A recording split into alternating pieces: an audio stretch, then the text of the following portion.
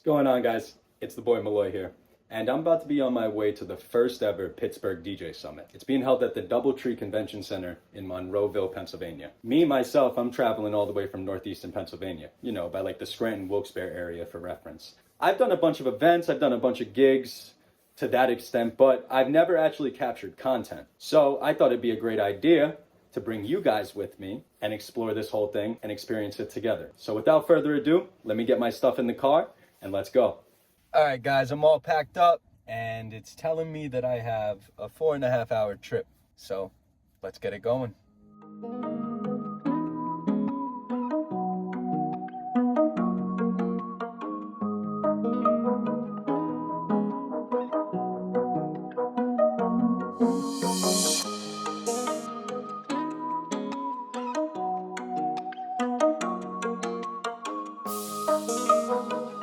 Alrighty, I'm about an hour and a half into the trip, maybe like an hour and 45, I don't know, really. No, I definitely got some time cut off. There was not a lot of traffic. Everything's going good. I just stopped in Bloomsburg at a Sheetz to charge the car and also to grab some grub because I'm starving. So let me go do that and we'll get right back on.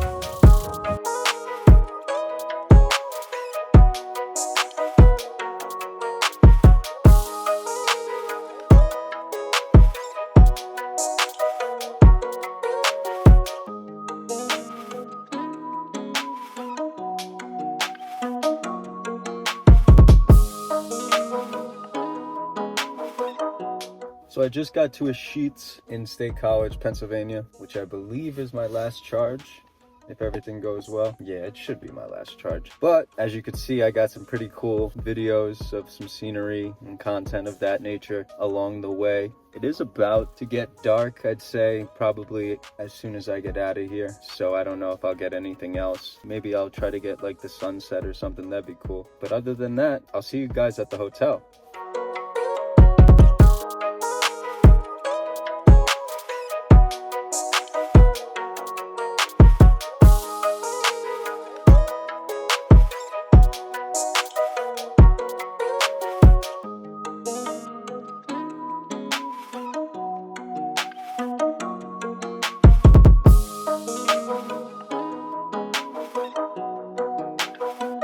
All right, guys, so I just got to the hotel. As you saw in the time lapse, it looks decent. It really does. I'm proud of myself on this booking. The coolest thing that I didn't even see when I first came in here is that we got a TV in the bathroom. I've been in so many hotel rooms before, but I've never had a TV in the bathroom.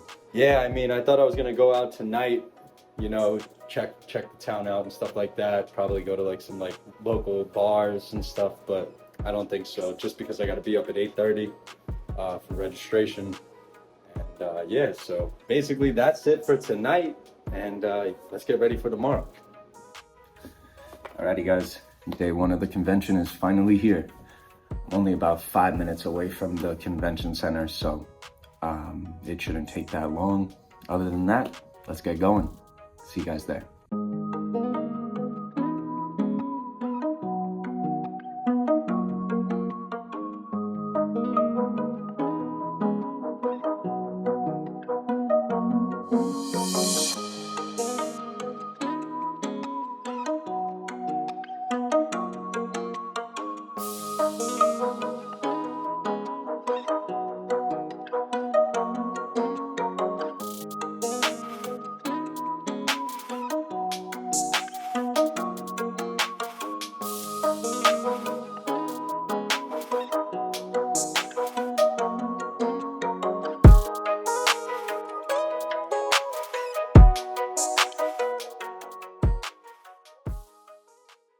We're going to have obviously 2 days, and we have 4 keynote speakers. We'll have one each morning starting at 10 a.m. and then right after lunch, which starts at 2 o'clock, the seminars are back on, we'll have another keynote speaker. On Wednesday, we're going to have an opportunity to have an open discussion where you're going to be able to give your inputs, and you're going to hear from some other people in the wedding industry that might just help with relationships with disc jockeys. So with that, I want to introduce to you the producer of our show. And this show was produced by Bill Jacob, who has also produced DJ Takeover in Las Vegas, if you've been there. And he's running on his 14th year. So ladies and gentlemen, please welcome our producer of the show, Bill Jacob. Get on stage. Give him a round of applause from Soundwave. Come on. It is my birthday. Thank you. Way to totally throw me off. Thanks, guys. I wanted you all to take a big round of applause for yourself. You took the time to be here and put yourself forward to learn. Give yourself a round of applause. I'd like to thank Kelly, Ish, Ronnie, way in the back, A-Rock, John, Danny, James. Give them all a round of applause. Without them, we wouldn't be here today. So while we're here, we want you to learn, we want you to experience, and the biggest thing, network. Network is the best thing ever. Without it, I don't think I'd be here today, or do 14 years what we've been doing. So thank you, enjoy, have a great time today and tomorrow. I ended the seminar by giving some predictions about the future of our industry, and I don't think you can talk about the future of any industry without talking about AI.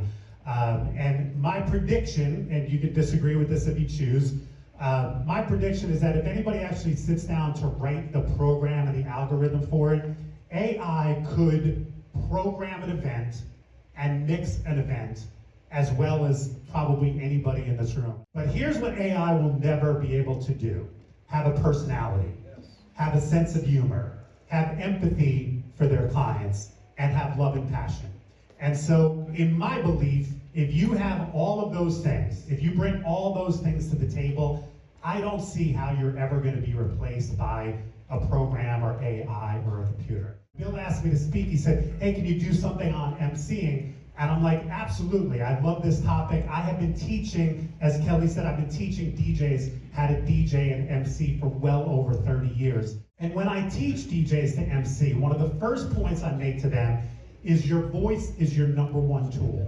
Your voice is the most effective way for you to stand out. And when I say your voice, I don't mean just what's coming out of my mouth right now. I mean all of these things.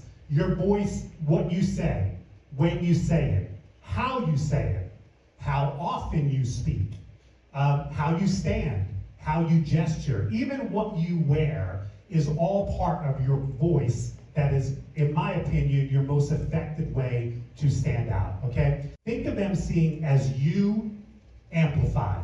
In other words, I have 20 DJs on staff. I don't want 20 clones of me. And so if I can start this seminar with one suggestion, do what I just did. Study other MCs.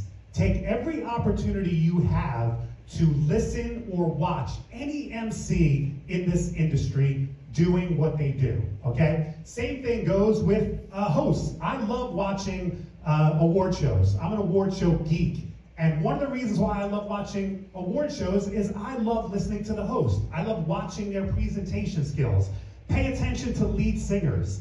If you go to a concert or if you can watch live footage of a concert, pay attention to the lead singer, specifically when they are talking to the crowd. I mean, I can't sing, so when I watch somebody sing, I'm like, all right, that's a beautiful thing, but I can't do it. But when they address the crowd, that's when I can go, oh, that's cool what they just said, or how they said it, or whatever. And stand-up comics. To me, there's no higher level of being an MC and speaking and controlling the room than somebody who can stand on stage and deliver jokes and make an entire room laugh.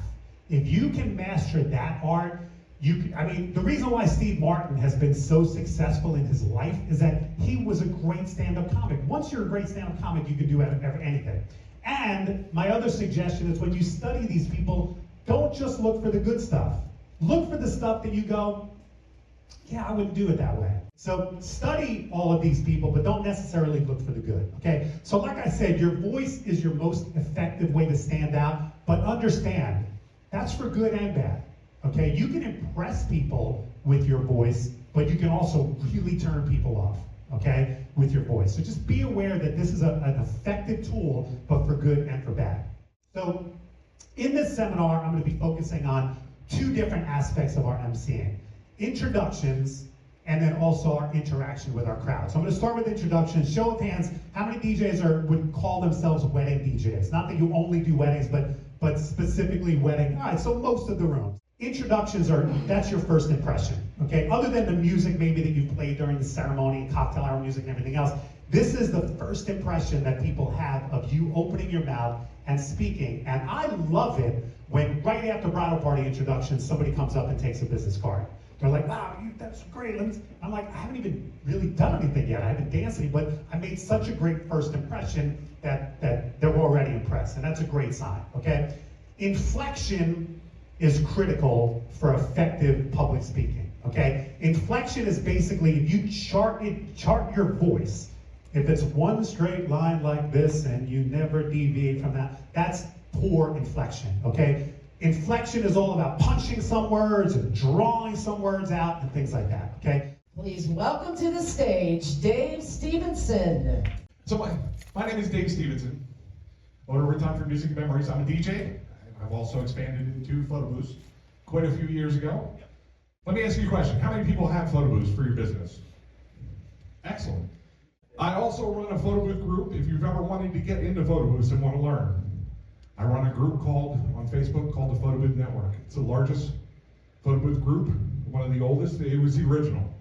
So I'm going to show you a few things that you might be able to use your photo booth to get you more business and help other businesses. So I just want to take a step back because earlier, our gentleman, he was discussing photo booths, and he was also discussing minority businesses. I moved my photo booth business into my wife's name. She now rents or hires out me for events, so she's now a minority business. So we have that covered. So if you do have a photo booth, think about, adding your wife to it. She doesn't have to do the events. She just has to be on that name and on that business. If you don't do photo booths, I just want you to know that you can do this. It's not that difficult. It's a great upsell. The important thing if you're doing photos is if you're always trying to be normal, you will never know how amazing you can be. Because with the photo booths, you're trying to make people capture that moment and interact. You guys are perfect to own and operate photo booths. My attendants that I love to hire are DJs because you know how to interact with people already. But that interaction that you're doing with your people is what is really key in your business. So I'm going to be touching, there's many different softwares out there. I'm going to be touching briefly on a software called Darker Booth. It's PC-based software. If you're doing photo booths, don't just stay with one software. You're really limiting yourself. You need to have software that fits your event. Not every software does everything. You need to have what works for you. So, like I said, if you're curious, Darker Booth has a free demo. So, out of the box, when you open up this software, you can do an event with as little as a webcam and a Surface Pro and a printer. Because you can actually do every type of an event with Darkroom. You can do 360, you can do gift booths, you can do everything. Regular print booths. So some of the features, you can use DSLR camera. You can do green screen. You have glam filter built in. GIF, that is where you're taking your photos and you're animating them. You can do QR sharing. So people, when they're done, scan the QR, download their pictures right to the phone, right then and there. Now, the other thing that's kind of cool, it actually creates a web page. So how many DJs have screens that you use for events? You can actually stream the photos from your photo booth right onto your screen. So you could have screens around the room, sweet 16s, weddings, and bring up the photos as a slideshow. So it kind of helps generate more activity for your booth because your booth is what's getting you content. I use those pictures all the time in all of my marketing. I ask the couples beforehand, before I do. You can control the slideshow. You can lock the booth. So if you have your booth there at an event, you don't even need an attendant. You can say, the booth will be unlocked at 6:30. That's what time the photo booth is starting for our event. You can set that up that it'll automatically unlock. 6:30. You can also set it that people can't get out of the screens. So they need a code to get out. So if you are doing photo booths by yourself, don't have an attendant, you can put it over in the corner and just let it run. Now the nice thing with that is, and I'm going to go into next, is how can you make money with your booth? You've got all this equipment. It's just sitting there. You don't need to use it just for weddings or parties. Get that thing out there. There's other ways that you can market this thing and make yourself some money and make some new connections. So types of businesses, get it out there to your bridal, your dress shops. If your booth isn't in, how many brides are getting their dresses done during the week? You know, if you have an extra booth, leave it in there. Put your logo on the printouts. I don't know how many times I've gotten bookings from brides that were in the dress shop, that the test shot that they took had my information and the bridal shop information in the bottom. The bridal shop sold the dress, and I wound up getting the booking. Restaurants, very big. Restaurants, it's a great thing. You put like a little iPad in their lobby. You can say, when the guests go, they can take a picture. You put the restaurant logos, because they have advertising. They can write off what they're paying you as advertising expense. And that's how you market it. Flower shops, same thing. Jewelry stores. Jewelry stores, we do the DSLR booth, and you can actually capture with the lighting, you know, the rings and things like that.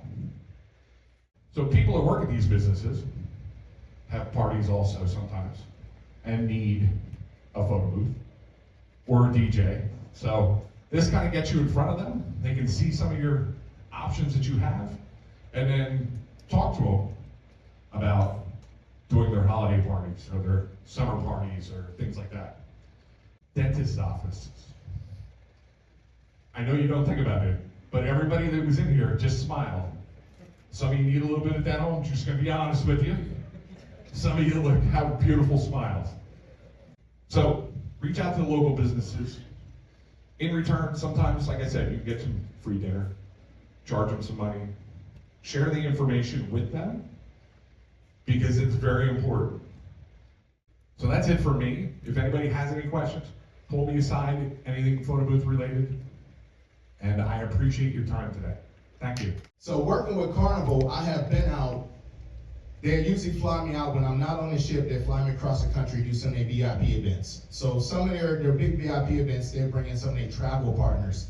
These are multi-million-dollar clients. I set an award show in Colorado, and they were giving out awards to people who did over $10 million worth of sales with them, right? So the biggest thing for them was presentation. So we went out, I had to have my Carnival gear on because it was Carnival. The cruise director had to have this gear on. We had to have our name tag on. So we had to dress the part. But before we did that, we had multiple meetings on telephone and Zoom, back and forth. Hey, this is what we got. We got 15 people coming. So they flew me and 2 other people out to entertain 15 clients. That's how important these clients were. And they set us up for 3 days for a 1-day event, which I DJ'd 45 minutes.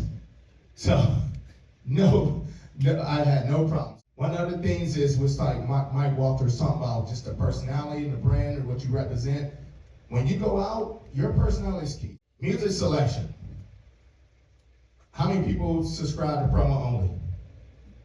I've been subscribing to promo only for 26 years. Clean music. Clean music. How many people have a library they can do an 8-hour event with clean music? How many people I speak with have no clean music at all? And they say, well, I want to do more events. Do you got anything that's clean? You can't go to an event at Nordstrom's or Victoria's Secret or Carnival, especially, clean music. On the cruise ships, all our music is clean. We're DJing for 4,000 people every day, 365 days a year. I mean, we work on Christmas, November, and we don't care. Thanksgiving, we don't care, right? We work. But all our music is clean because we got kids on there at the age of 6 years old, all the way up to 106 years old in wheelchairs. Okay, so this was one of the main things I really want to talk about. Corporate stuff is kind of easy to find here and there, but working for the government. Now, working for the government sounds like, oh, do I really want to do this? But a university or a college is a government entity. All right, so you don't work for the government, all right? But if you got something like the Department of Labor, Department, taxation, yes, I've done stuff for those people. Department of Transportation. All these people have events. So it comes down to how do you pivot? Now, a lot of these events that I've done, I'm not even DJing. I'm literally showing up with a playlist, 2 microphones, and a speaker. I'm not gonna leave that money on the table. So one of the things is, and I'm gonna talk about this later today, is are you registered as a business with the state that you work in? You need to have insurance. How many people are insured in here? $1 million? $10 million? All right, so when you start setting up with these government agencies, especially universities, first they want to know if you have insurance. And you need to get a certificate of liability sent to these entities to be on file. You got to do it every single year. Once you get set up in the system, the easier you make it for them, the more work you will get. So these are some of the key factors of government. Now for me, I'm in the state of Ohio. Now you can do this in your own state. And this is some secret sauce right here. Get registered on Pennsylvania portal. So how many people from Ohio? People from Ohio, this will help you out, right? You can get set up. It's called Ohio Buys. You'll get an email. Once you get set up, you get an email daily of bids that are open. You can go in and set the perimeters that you would get certain bids versus that. Like last week, I got a bid for one of the cities that they needed a live sound stage for the summer. They had 3 events. They need a full stage, so I got a guy that owns 3 stages. They need PA, they need lights, they need stagehand. This is probably a $22,000 to $25,000 bid, okay? You don't need to lowball yourself for the state. Once again, they usually looking for the lowest price, but most time they don't always go after the lowest price, so don't lowball yourself. If you see anything to say Department of your state, that is a government agency. Children's Services, county, state agencies. These are all these things that people really forget about, but they need services. For me, I'm not always focused on DJing for these companies. I take the photo booth out more than I ever have for some of these agencies. Hey, can you just bring the photo booth out? We're having a fundraiser. Yeah. How long you need it for? You need it for an hour. My minimum is 2 hours. All right, this bill is out for 2 hours. That's fine, right? There's video production. They may come in and say, we do a lot of press conference. So when the governor come to our area or somebody from the Department of Labor come to our area, they usually call us up. We got a good relationship. So they call us up and say, we're having a 1-hour event. All right, I'm gonna bill y'all for 8 hours. They usually don't care because for them, they don't have the resources. And I joke around with my partner back there. So I'm trying to get that Monday through Friday money, right? How many people are doing gigs on a random Tuesday? How many people are doing a $3,000 gig on a random Tuesday, right? Because that's what some of these projects are. So look into these entities on Department of Labor, Department of Transportation, all of them need services. Now, one thing that helps people out, especially that people don't know about this, is besides doing work with the government, is getting registered with the government. So getting a WBE was a Women Business Enterprise Certification. So if you're a woman-owned business, you can get a certification with your state. You can get set up with the feds with it. And a minority business enterprise. Sorry guys, white males don't qualify as minority business, but if 51% is owned by your wife, yes, it qualifies for minority business. I say this because things may come out that have a set aside for a minority business. So you might say, well,